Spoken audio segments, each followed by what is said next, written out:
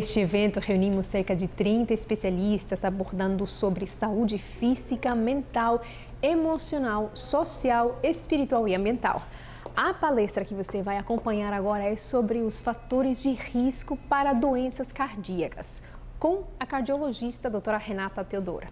Ela é graduada em Medicina pela Universidade Federal do Rio Grande do Norte, fez residência em Clínica Médica pela Universidade Estadual do Amazonas e também residência em Cardiologia pela Universidade Federal do Amazonas. Possui especialização em cardiointensivismo pelo Instituto IBC-MED, é supervisora do programa Residência Médica em Clínica Médica no Hospital Adventista de Manaus e atua como cardiologista também aqui no Hospital Adventista de Manaus.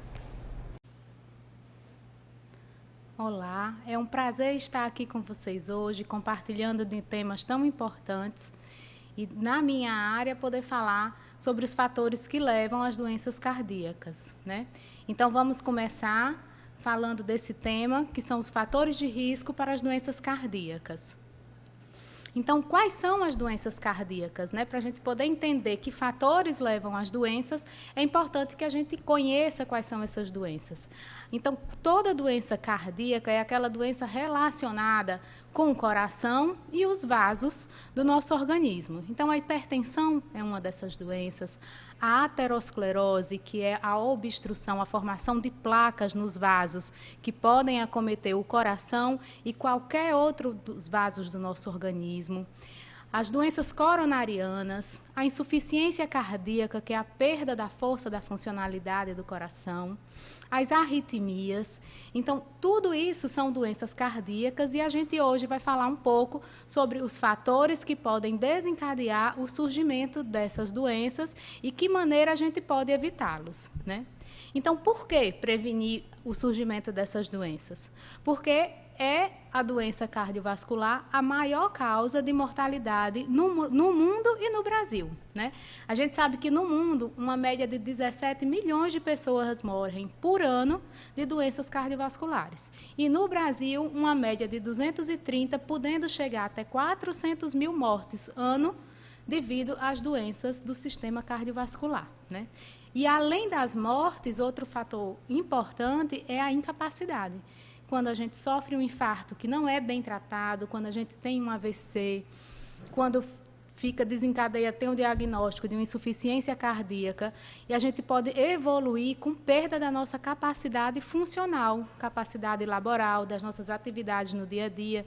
E isso também leva a grandes problemas, a grandes questões no nosso dia a dia, no nosso acompanhamento, né? Então, quais são esses fatores de risco que levam a essas doenças, né? Sempre eu gosto de falar que existem os fatores que são modificáveis e os não modificáveis. Aqueles fatores não modificáveis, a gente não tem muito o que fazer, porque eles já vêm conosco, né? A carga genética, a história familiar, quem já tem histórico na família de doentes que têm problemas cardíacos, quem já tem história na família de hipertensão, de infarto, não tem como a gente mudar essa carga genética. O fator sexo, homens e mulheres, que a gente sabe que tem, a gente acaba tendo um pouco mais de diagnóstico nas mulheres porque elas tendem a procurar mais os médicos, né? E aí a gente acaba diagnosticando mais.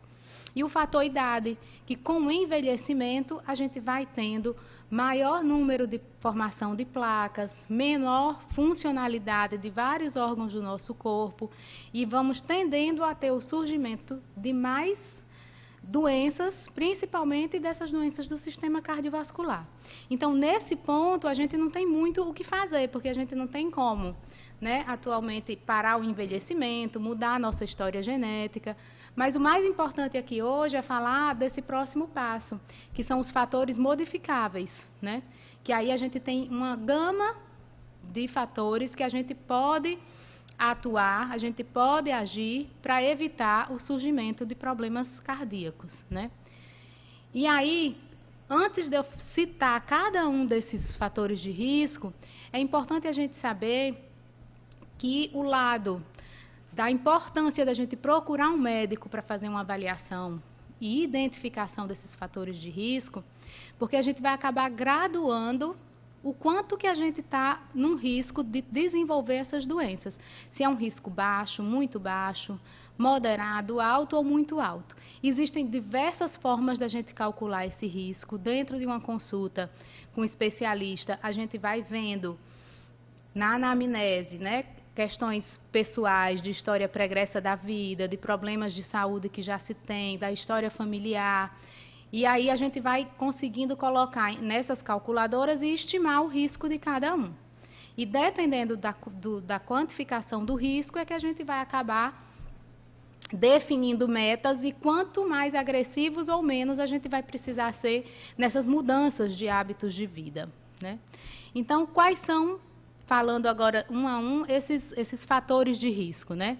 Dentre os fatores modificáveis, a gente tem a questão do sedentarismo, né? Fazer atividade física é protetor para o nosso coração e para o nosso sistema cardiovascular. É comprovado que a gente não se movimentar, a gente não fazer nenhum tipo de atividade física, aumenta a chance de desenvolver doenças cardiovasculares, né? Então, a gente já tem hoje certeza, diante do que já foi feito de estudos, do benefício de realizar algum grau de atividade física. O mínimo aceitável é que seja uma atividade física aí de 150 minutos por semana, pelo menos, de intensidade moderada, ou 75 minutos de exercícios de intensidade mais intenso, mais importante, né? Então, a gente tem aqui, para exemplificar, as atividades aeróbicas, 150 minutos por semana, que sejam divididos preferencialmente em pelo menos 4 dias, para a gente nunca ficar muito tempo de intervalo entre uma e outra. E as resistivas, que é musculação, a gente consideraria até o Pilates também aqui, que aí entrariam pelo menos 2 vezes por semana, com o uso de peso ou não, pesos, né, e elásticos ou não, e que iria trabalhar grandes grupos musculares. Então, qual é o benefício dessa atividade física, né? De maneira aguda, ela vai melhorar débito cardíaco, melhorar fluxo sanguíneo para os músculos, para o coração, para vários órgãos, vai aumentar a lipólise, que é o quê? A perda de gordura, desfazer essa gordura, liberar substâncias vasodilatadoras, o que ajuda no controle da pressão arterial. E vai ajudar a reduzir glicemia, a reduzir a pressão arterial, a controlar marcadores de inflamação, a reduzir os lipídios, que é o colesterol, o triglicerídeo. Então, a gente vê que a atividade física, mesmo em quantidade, né, reduzida de tempo, mas ele traz benefícios para o coração da gente, para o nosso sistema. Então, qualquer volume de atividade física parece ser melhor do que nenhuma atividade. E o sedentarismo é a pior situação que a gente pode ver. E aí eu coloquei umas figuras só para a gente lembrar que não tem idade para se exercitar. De criança até a idade adulta, até a terceira idade, é importante que todo mundo se exercite. Cada um no seu limite, cada um no seu tempo, na sua condição, mas que se exercite, porque ela vai trazer inúmeros benefícios na prevenção de doenças cardiovasculares. Outro fator de risco importante e que está em extrema elevação no mundo todo é a obesidade, né? Que obesidade a gente define como um excesso de gordura que traga prejuízos à saúde. Classicamente é definido como um índice de massa corpórea maior que 30 quilos por metro quadrado, né? Além da questão do peso pela altura, a circunferência abdominal ela também traz um grande diferencial. Nos homens acima de 102 e nas mulheres acima de 88, já demonstram o aumento de eventos cardiovasculares e a necessidade da redução, de início de redução de peso, de perda de peso, né?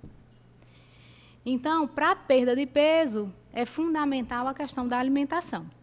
Vai ajudar o que a gente falou anteriormente, a questão da prática de atividade física. Aquela atividade física mínima que a gente citou, de 150 minutos por semana, que eu consideraria ali uns 30 minutos pelo menos por dia. Ela é fundamental e é uma quantidade suficiente para trazer benefícios para a questão cardiovascular, mas para a perda de peso não. Tem que ser uma atividade física já mais vigorosa e com maior quantidade de tempo. né? E além da atividade física, a questão da alimentação. Então, a gente tem que lembrar que o ideal é preferir sempre alimentos ricos em fibras, frutas, de preferências frutas naturais, evitar as frutas congeladas, as boas gorduras, que são as castanhas, os abacates, as carnes magras e os peixes, e evitar geralmente alimentos refinados, bebidas industrializadas, tudo que já vem preparado dentro de um saquinho, de uma caixinha, eles geralmente tendem a ter mais gordura, mais conservantes e mais sal. Então, tem aqui 10 dicas sobre a questão de uma boa alimentação, né?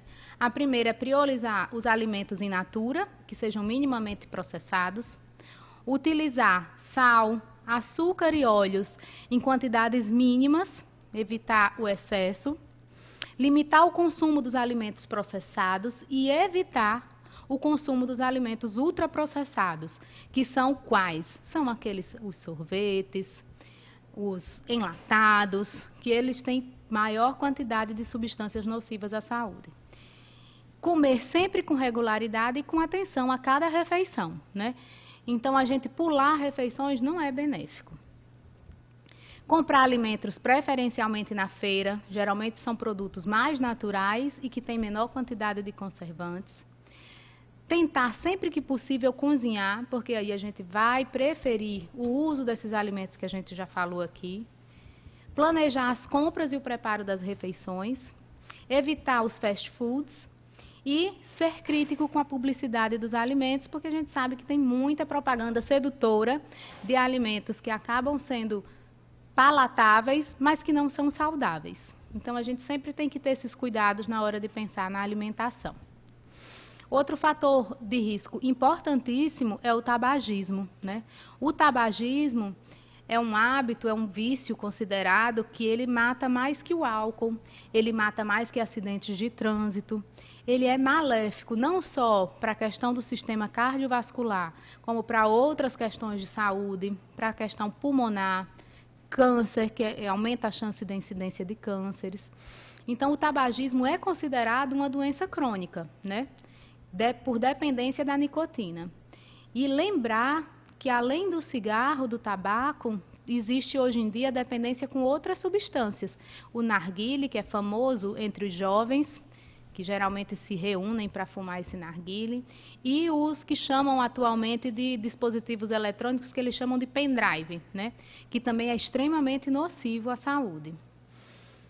Então, assim, o tabagismo ele deve ser desencorajado. Se você é fumante, procure um médico especializado, que existem inúmeras maneiras da gente cessar esse tabagismo. Grupos de autoajuda, medicações, várias situações que podem ajudar você a se livrar desse vício, né? Outro fator de risco, agora a gente falando, esse já é um fator de risco, que a gente consideraria até meio que protetor. Tem algumas características que favorecem o surgimento de doenças cardíacas.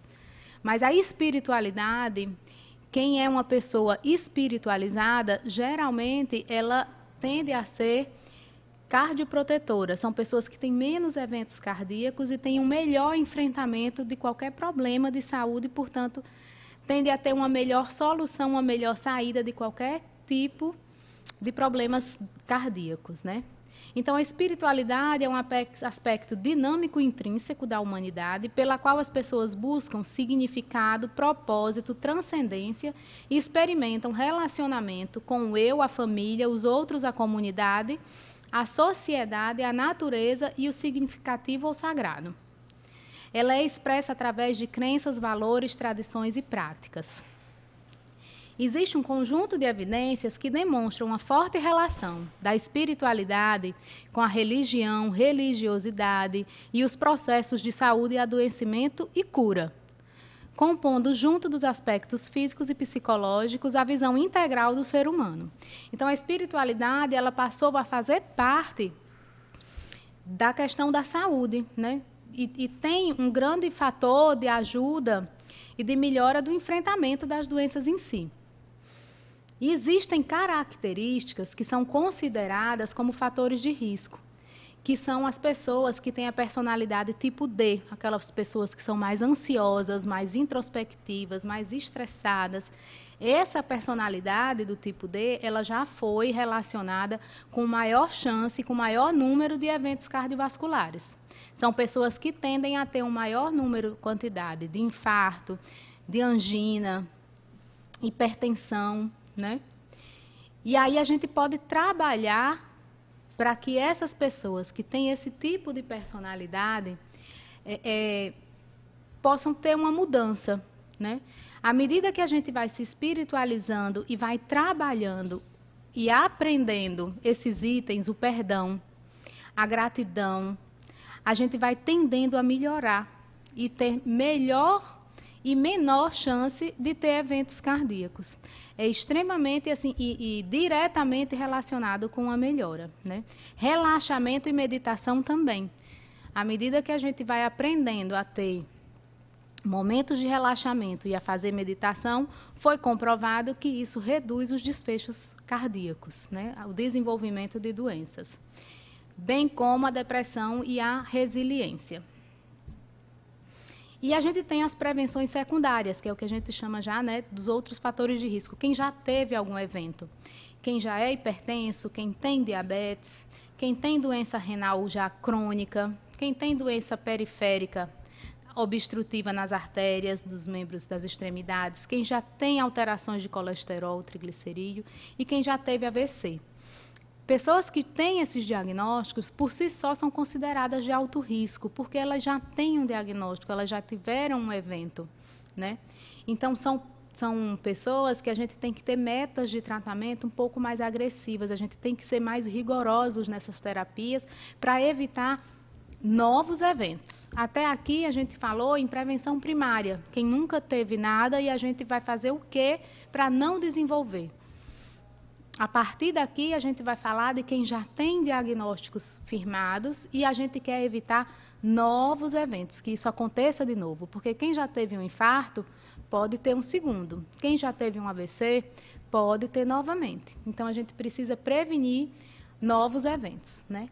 Então, quando a gente fala da hipertensão, a gente sempre tem que lembrar de todas as medidas que a gente meio que já citou anteriormente, não farmacológicas. O controle do peso, a alimentação saudável, lembrando na ingesta de sal controlada, aqui é importante lembrar, no máximo 4 gramas de sal, pelo menos, por dia nos alimentos. Evitar os alimentos já prontos, já processados ou ultraprocessados, que são ricos em sódio. Aumentar a suplementação dos alimentos ricos em potássio, porque a ingesta de potássio comprovadamente ajuda no controle da pressão arterial. Aumentar a atividade física e limitar a ingesta de álcool, né? A ingesta de álcool, ela está diretamente relacionada, quanto maior a ingesta, maior a chance de você ficar com descontrole da pressão arterial. E aí, quando o paciente é hipertenso e tem um risco que a gente considera alto, maior que 10%, e está com a pressão acima de 130/80, a gente deve tratar com o objetivo, com a meta de que essa pressão venha para menos de 130/80. Como que eu vou tratar? Com todas aquelas medidas que a gente citou anteriormente, controle do peso, atividade física, ajuste de alimentação, meditação, controle do estresse, cessação do tabagismo, perda de peso, que a gente já falou também, e, em sendo necessário, o uso dos medicamentos, né? Porque a gente tem que atingir uma meta, com o intuito de evitar que essa doença progrida para coisas mais graves, para doenças cardiovasculares mais graves, como um infarto, um AVC, que são as doenças que mais matam no mundo todo. E o diabetes, né? Se eu tenho diabetes, eu também sou um paciente de extremo alto risco, é considerado de alto risco, tenho que ter todas as outras variáveis bem controladas. A pressão, a meta é que a pressão seja sempre menor que 130/80. As taxas de colesterol, triglicerídeos estejam bem controladas. E aqui nessa figura a gente tem só as metas de controle da glicemia, glicemia de jejum, a glicada, que agora está famosa, que eu sempre digo que é aquela varredura dos 3 meses, é quando a gente pega os pacientes assim que dizem que o de jejum está bom, mas a glicada está extremamente alterada, então é a medicação que conta a verdade para a gente, não deixa o paciente nos enganar. Então, a gente tem metas para alcançar, né? A gente tem que buscar essas metas, tem que tratar o paciente. Como que eu vou tratar? Através, novamente, das medidas não farmacológicas, a alimentação, o controle da ingesta dos carboidratos, das massas, do sal, dos açúcares, dos doces, que é para controle dessa glicemia, das gorduras, óleos, manteigas, carnes gordas, para controle de colesterol, medicações, se necessário se fizer, para controlar bem essa glicemia, controlar bem essa pressão, para reduzir o risco, a chance de ter algum evento cardiovascular maior e maligno. Aqui, nas dislipidemias, que são as doenças onde a gente tem elevação de colesterol, elevação de triglicerídeo, a gente só trouxe essa tabela para mostrar que a gente tem metas também. Quanto maior o risco do paciente, que eu citei lá no início, né, das nossas tabelas de cálculo de risco cardiovascular, então, quanto maior o risco do paciente, mais apertada, mais rigorosa vai ser essa meta de controle dessas taxas do LDL colesterol e do não HDL colesterol. A gente inicia com alimentação, prática de atividade física, controle de estresse, controle do sono. E não tendo benefício, não tendo melhora, resposta, a gente vai partir para o uso das medicações, né? E o AVC, onde a gente já teve um evento de AVC, nosso objetivo principal vai ser evitar um novo evento, sempre com foco, com o intuito de quê? De melhorar a funcionalidade, reduzir a chance de ficar sequelas do AVC, que o AVC é muito temido por conta das sequelas, principalmente motoras, que deixa nos pacientes, né? Mas de onde surge o AVC? Ele se inicia, é uma doença que se inicia nos vasos também, assim como o infarto, assim como a doença periférica obstrutiva. É uma doença onde vão se formando placas com células de gordura e células inflamatórias dentro dos vasos e acabam levando à oclusão dos vasos cerebrais. Então, para eu prevenir um novo AVC, um novo evento, com o objetivo de deixar o mínimo de sequelas, eu tenho que ter um controle rígido de todos esses fatores de risco. Uma alimentação balanceada, um colesterol bem controlado, uma pressão bem controlada, uma alimentação saudável, um controle do estresse, a prática de atividades físicas diárias. Então, tudo isso vai contribuir para minimizar as chances de um novo evento e de que fiquem sequelas para o paciente. Então, em conclusão, a gente sabe que a gente vai poder reduzir o surgimento ou a evolução de qualquer doença cardiovascular, somando esses dois pontos aqui principais, controlando os fatores de risco modificáveis, que a gente citou aqui ao longo da aula, e realizando diagnósticos precoces das condições que a gente também já citou aqui na aula, alterações de colesterol, diabetes, hipertensão, para que todos recebam um tratamento otimizado. Então, no momento em que a gente reconhece que a gente pode mudar os fatores que levam a essas doenças e a gente vai praticar essa mudança de hábitos, a gente está favorecendo para que não surjam no futuro doenças cardiovasculares, né? E quando eu tenho um diagnóstico firmado e vou fazer um tratamento adequado das doenças que são também fatores de risco para novos eventos, eu também vou estar me protegendo de eventos e doenças que podem nos levar até a morte, né? No pior dos cenários. Dos menos trágicos, a gente pode ficar somente com perda da capacidade de funcionar, de atividades diárias do dia a dia, capacidade de trabalho, mas no pior dos cenários a gente pode ir até ao final, ao óbito, né? Então, eu reconhecer que existem fatores que eu posso mudar no meu dia a dia, que vão fazer a diferença para que eu tenha uma vida longa, uma vida saudável, com o mínimo de riscos, né, e de sequelas possíveis, é o primeiro passo. Então, a gente tem que entender que temos os fatores, temos os diagnósticos, a gente precisa aceitar E a gente tem que fazer escolhas, a gente tem que se priorizar.